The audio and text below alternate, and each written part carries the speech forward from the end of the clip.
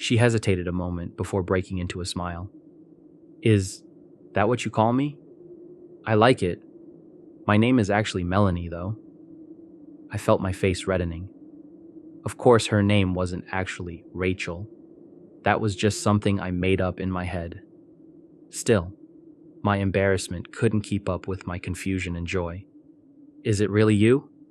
She nodded. Yeah, it's me. Rachel, Melanie grunted as I stepped forward and started hugging her. Laughing, she hugged me back for a moment, but then she whispered in my ear, Thomas, we need to talk, and not out here. Can we go inside? I broke away and nodded, wiping at my eyes as I tried to finish unlocking the door with a shaking hand. My heart was pounding, and I still felt like I was in a strange and wonderful dream. But when we had gotten inside and sat down on my living room sofa, I forced myself to focus on the biggest question I had. How? Melanie had still been smiling as we sat down, but now she looked worried and sad. Thomas, that's what I'm here to tell you. Things aren't like you think they are. They never have been. I frowned, a new line of fear cutting through my happy haze. What do you mean?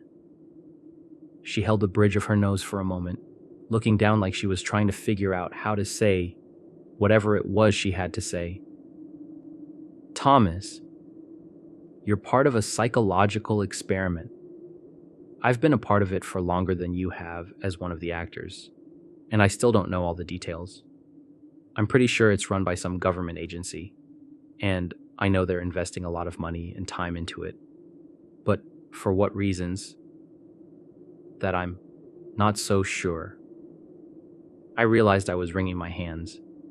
No, that wasn't right. It couldn't be right. This was some kind of trick. Melanie went on. What I do know is that you're being watched as a long-term subject. They have constructed this whole scenario where you do a secret job watching someone, me, who looks like they might be trapped. They give you instructions and a way of making choices. You've got buttons or something you can choose between, right? I nodded weakly, my tongue thick in my throat. Yeah, a red one and a green one. She sighed and nodded. I think they're testing how much you'll obey, what choices you'll make based off of your morals, your intelligence, and your fear.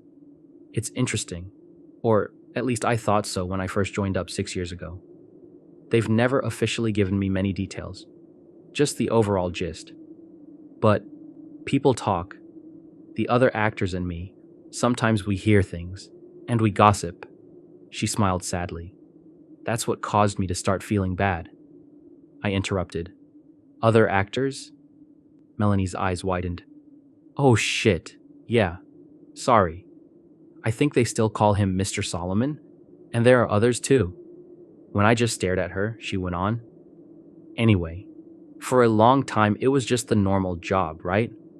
I spend 6 hours a day acting like I'm this trapped girl, mainly faking painting or watching TV. You know, boring stuff. I couldn't help but interrupt again, hating the hurt trembling in my voice. You fake the painting? You aren't really painting those wonderful pictures? Now Melanie looked embarrassed. No, sorry. I can't paint a bit. I'm a pretty good singer, though. She tried to smile, but faltered. Reaching forward, she touched my arm. That's why they always have the paintings turned where you can't see them. They're already done beforehand. All you ever see is some blank canvases and, well, when they want me to show you something. Her expression darkened as she went on. That's why I had to break the rules and contact you. When they started doing this hidden message, mind game bullshit, I got worried. Worried you would take it too serious, that you could get hurt, or even hurt yourself. As soon as you left your shift tonight, I talked to one of the guys in the video department. He told me about how you had reacted, showed me how you were still parked down the street from the building. I drove over. The bedroom set is in a building outside of town. I saw you sitting in your car, and I almost approached you then, but I was scared of getting caught and fired. So I parked and waited until I could follow you somewhere else and let you know I was okay. She blinked back tears. I'm ashamed to say I almost left a couple of times. I don't want to lose this job, and I tried to tell myself you would be okay after a day or two. I could get them to change the script enough that you felt like I was okay and wouldn't worry too much. I felt an angry heat growing in my chest. Well, that's nice of you. She looked up, her eyes red. I know. I'm a shit. I'm so sorry. I was being selfish and cowardly, but I didn't actually leave. And then, when I saw Charlie leaving the building, saw you running over to talk to him, I knew they were escalating it even further. Charlie? Melanie rolled her eyes in frustration. Shit. Yeah, sorry. Charlie Jeffries. He's another actor. In an earlier version of the experiment, he actually played Mr. Solomon, but they decided he wasn't scary enough, so now he's usually in one of the suits. He's actually done that for your version a lot. You just can't recognize him under all that getup they wear. I kept curling and uncurling my hands on my lap. It was all too much. I felt like a pinball, going between anger and relief and embarrassment and confusion. So, all that stuff he told me, that was all just to scare me? See how I'd react? She nodded as she sniffled and wiped her nose with the back of her hand. Yes, I'm sorry. That's why I knew I couldn't wait any longer to tell you. I could see how worried and scared you were, going back to your car. I pulled my arm back from her touch. Well, thanks, I guess. At least you stopped me before I went to the police and looked like a joke in front of them too. I just wanted her gone, her sympathetic, pitying eyes off of me. Thanks for stopping by and letting me in on it. I tried to make my voice sound hard and unfeeling, but it came out watery instead. Standing up, I turned away from her so she couldn't see as I started to cry. If you don't mind, I need time to think about everything. It's a lot. A moment passed, and then her hand was on my shoulder. Thomas, you don't have anything to be embarrassed about. They are very good at what they do. All you did was what you thought was right, because you're a good man. I shrugged. I thought that you were in trouble, and I wanted to help. She gently turned me toward her, and when I looked up, she smiled and sniffed again. I know, but you need to realize, most people wouldn't have tried to help. Not when it meant giving up their job or risking themselves like that. Not for a stranger. I wiped at my face as I looked away. Well, I still feel dumb, but I'm glad it's not real. I'm glad you're okay. That we both are. I paused and caught her eye again. We are, aren't we? Safe, I mean. She hesitated before nodding. Yeah, I think so. Like I said, they have a lot invested in whatever this is, and the fact that they're willing to go as far as they have with you makes me wonder, but I've never seen any signs of anyone getting hurt. I think the worst that could happen is one or both of us gets fired. I felt my face getting red again. Oh, don't worry about that. I'm going to quit tomorrow. I'll finally get to hit their damn buttons. Maybe both of them. I started to smile, but then I saw the look on Melanie's face. Thomas, please don't do that. I don't think they would hurt us, but if you up and quit, they'll figure out I've talked to you. I don't think they watch us all the time, but I don't know what they can find out. You know? Tracking cell phones, spy satellites, whatever.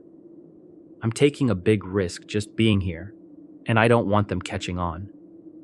I took a step back from her. So, you want to keep getting paid to trick people like me?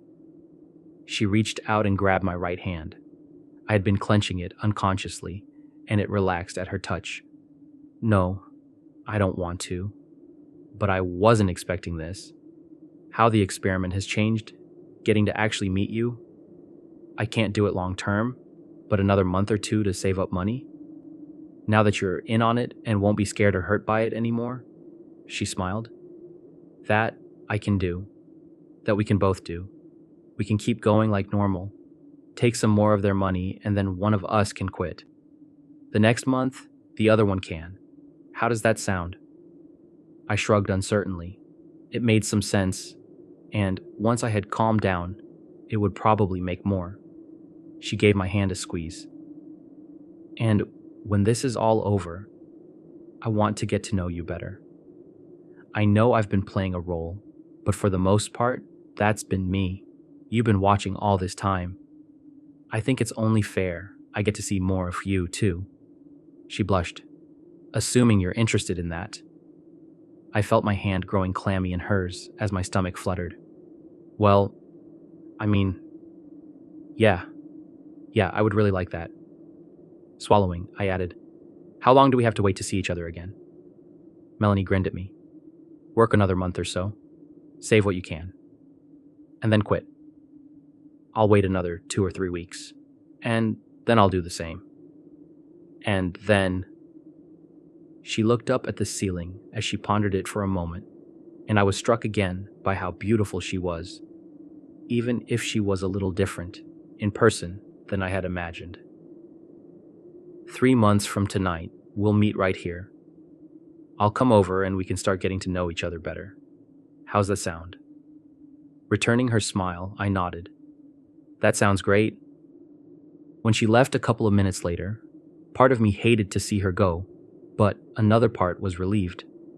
I was so exhausted, and while I was so happy she was okay and we had finally met, I felt like the burned up wire in an old light bulb. I needed time alone.